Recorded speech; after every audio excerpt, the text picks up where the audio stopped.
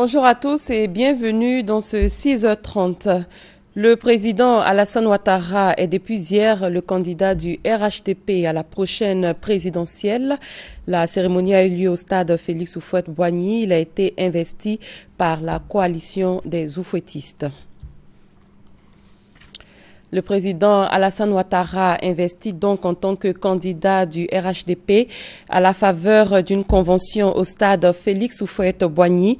La coalition a désormais un candidat unique pour la prochaine présidentielle, selon le souhait de son président Henri Konan Bédié.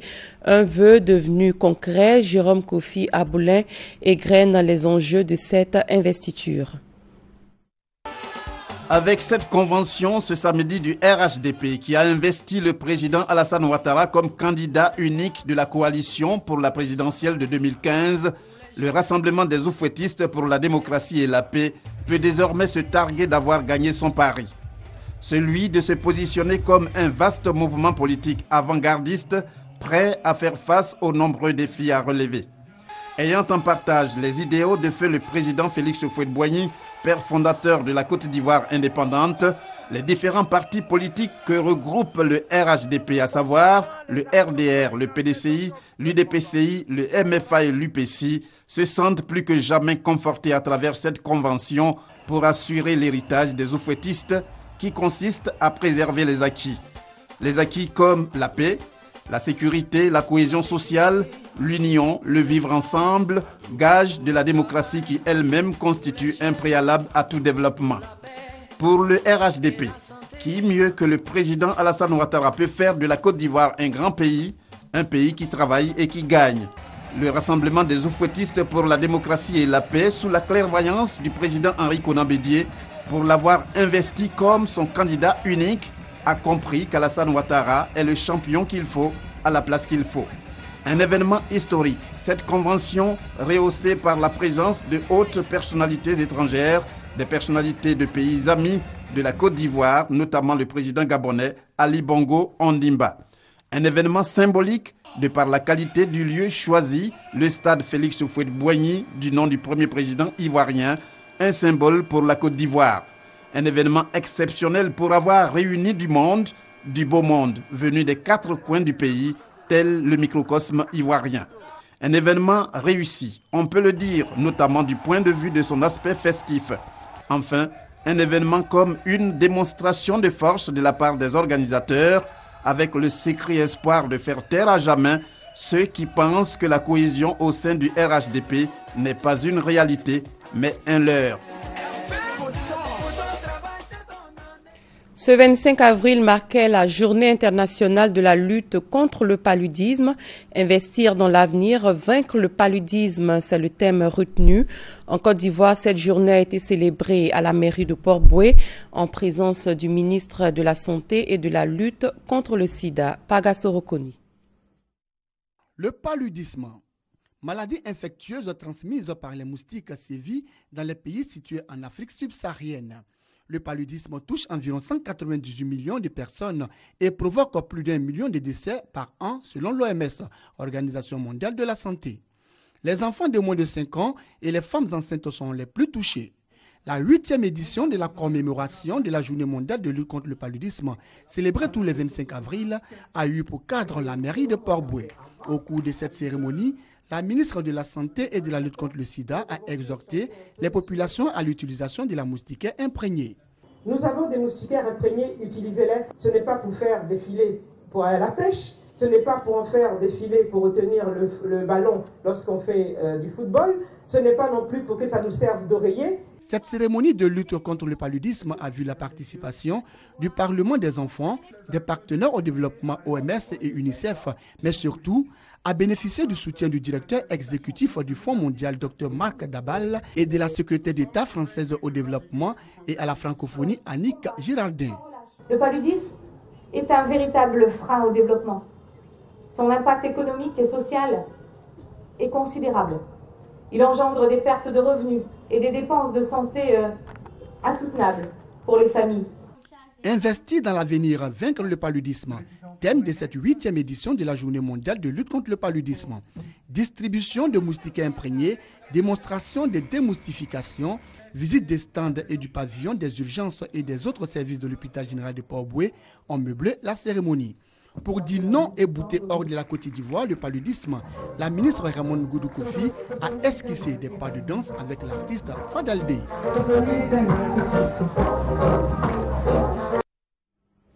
Le paludisme, maladie infectieuse transmise par un moustique, est la cause de nombreux décès.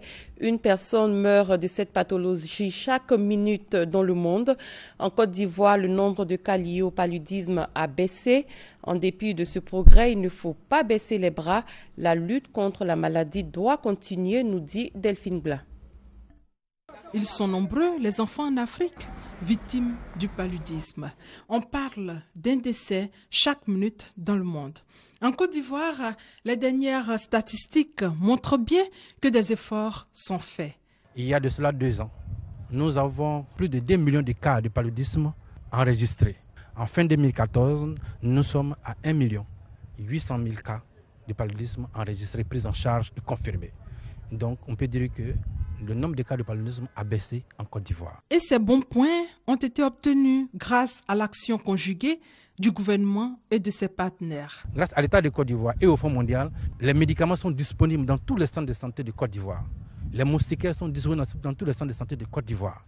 Et nous venons de terminer la campagne dans 18 régions. Cela a été sous financement du Fonds mondial qui a aidé l'État de Côte d'Ivoire pour y arriver. La moustiquaire imprégnée, véritable sésame pour être à l'abri des moustiques à l'origine du palu. Dans cette famille donc, le message est passé. On utilise la moustiquaire depuis plus d'1 an. Résultat. Avant ma grossesse, je tombais malade. Je faisais les crises de palu. Maintenant, après, quand j'ai pris la grossesse, je suis allée à l'hôpital et on m'a donné une moustiquaire. Depuis ce temps, je dors en bas des moustiquaires jusqu'à j'ai accouché. Je n'ai pas chauffé, mon enfant aussi ne chauffe pas jusque-là. Juste à 100 mètres de Madame Ali, une autre famille où il y a 5 enfants. Là, la moustiquaire n'est pas la bienvenue. Constat. On m'avait donné, mais franchement, quand je dors en bas, ça m'étouffe avec les enfants, ce qui fait qu'on ne peut pas dormir en bas. Et puis les enfants là, moustiques, plein de moustiques. À cause de ça, toujours un peu de jus que je fais là, c'est pour payer les médicaments. En Côte d'Ivoire, plus de 9 millions de moustiquaires imprégnés à longue durée d'action sont distribués gratuitement. Le paludisme, une arme de destruction massive.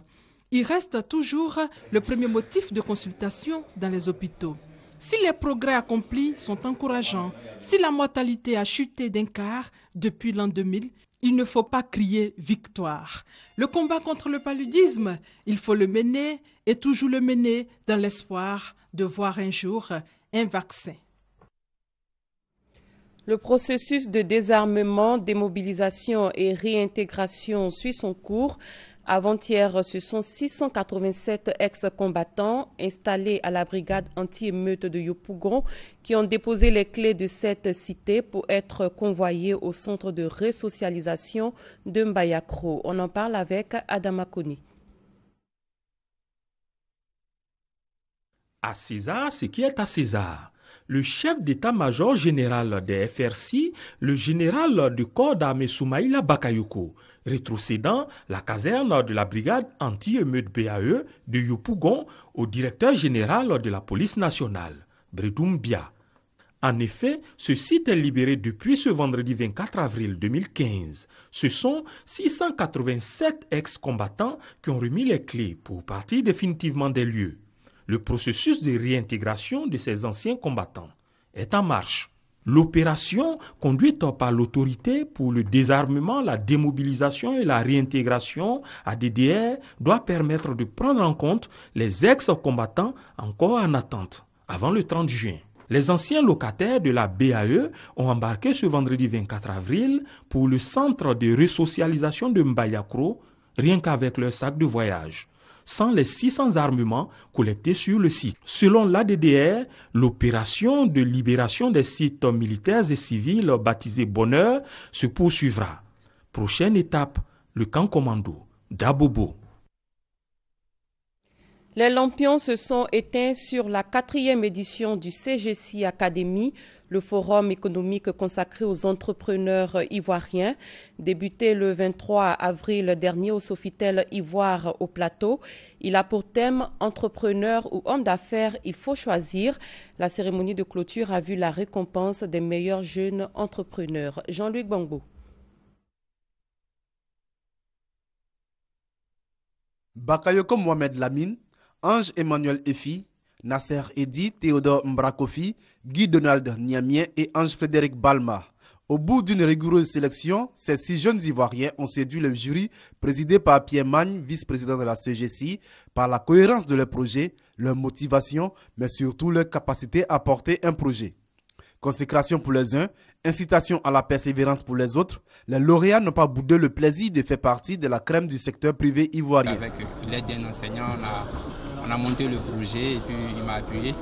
On a fomenté des stages un peu partout. Quand on était prêt, on a eu beaucoup de difficultés. On a lancé avec des moyens très minimes. Et puis, step by step, on réinjectait les premières marges pour nous équiper. Nous allons nous mettre au travail avec l'ambition de créer le premier fast-food ivoirien dédié uniquement au Garba. Et après, ensuite, nous pourrons nous diversifier à d'autres mets typiquement ivoiriens comme la banane braisée. 10 millions de francs CFA pour le Grand Prix Bakayoko Mohamed Lamine, 5 millions pour chacun des autres lauréats et un accompagnement de la commission entrepreneuriat jeune de la CGSI. C'est ce à quoi ont droit ces futurs champions nationaux. Ils ont reçu le prix au cours du traditionnel dîner gala de clôture de la CGC Academy. Plusieurs personnalités du monde de l'entreprise ont été distinguées à cette occasion par le patronat ivoirien.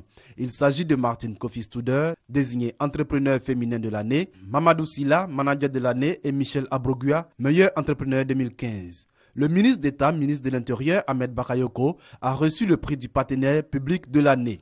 Le patronat a en effet salué le retour de la sécurité qui favorise la bonne pratique des affaires en Côte d'Ivoire. La capitale guinéenne sert de cadre depuis le 23 avril à la 7e édition des 72 heures du livre de Conakry. Plusieurs sommités du livre y prennent part. La Côte d'Ivoire est l'invité d'honneur de ce grand rendez-vous avec une forte délégation d'acteurs et de professionnels du livre. Franck Quadio. Conakry, la capitale de la Guinée. Des rues quelque peu calmes, troubles populaires oblige, mais qui n'ont en rien entamé l'ardeur des passionnés du livre. La 7e édition des 72 heures du livre de Conakry est lancée. Le thème de cette année, c'est livre, sciences, climat et environnement. Vous verrez tout de suite des spécialistes venus un peu partout dans le monde entier pour venir parler avec des spécialistes guinéens pour parler de l'avenir de notre planète, de notre continent. Une 7e édition placée donc sous le signe de la préservation de l'environnement. La Côte d'Ivoire, invité d'honneur, adhère à la cause. La Côte d'Ivoire est présente pour témoigner de la solidarité du peuple de Côte d'Ivoire avec celui de Guinée. Vous savez que ce pays frère a connu une catastrophe sanitaire et avec beaucoup de courage, la Guinée, son gouvernement et la communauté internationale font face à la maladie à virus Ebola. Et donc la présence ivoirienne, c'est pour montrer que la Côte d'Ivoire est avec la Guinée. Je tiens à remercier encore et à féliciter tous les frères qui sont venus d'ailleurs, les écrivains, surtout les Ivoiriens, qui ont accepté d'honorer la Guinée en acceptant d'être le pays invité d'honneur. C'est qui nous rassure de la qualité des relations qui existent entre nous et ce pays et nous fait dire qu'entre la Côte d'Ivoire et la Guinée, c'est toujours, n'est-ce pas, l'amitié, la fraternité et les liens séculaires, n'est-ce pas, qui nous unissent. Alors... Les 72 heures du livre, 3 jours pour explorer les richesses des littératures africaines et même au-delà. À l'étranger, le président burundais Pierre Nkurunziza a été désigné samedi par son parti candidat à un 3e mandat présidentiel en dépit des protestations de l'opposition qui juge cette nouvelle candidature inconstitutionnelle. Au Togo, les électeurs étaient appelés aux urnes hier pour désigner leur futur président. Les bureaux de vote ont fermé samedi, peu après 16 heures. Le dépouillement des votes a commencé. Le président sortant Faure Gnassingbé est porté favori de ce scrutin à un seul tour. La secrétaire d'État française au développement Annick Girardin est arrivée hier au Burkina Faso, première étape d'une tournée ouest-africaine. Le Népal a été hier victime d'un violent séisme de magnitude 7,9 sur l'échelle de Richter à 80 km de la capitale Katmandou. Bilan, près de 5000 personnes blessées. Aux États-Unis, des habitants de Baltimore ont protesté hier contre la brutalité policière, une protestation pour réclamer justice après la mort d'un jeune noir, Freddie Gay, décédé des suites d'une blessure subie au moment de son arrestation le 12 avril dernier. Et c'est la fin de ce 6h30. Merci de l'avoir suivi. L'information continue sur www.rti.ci. Très bon dimanche à tous et à toutes.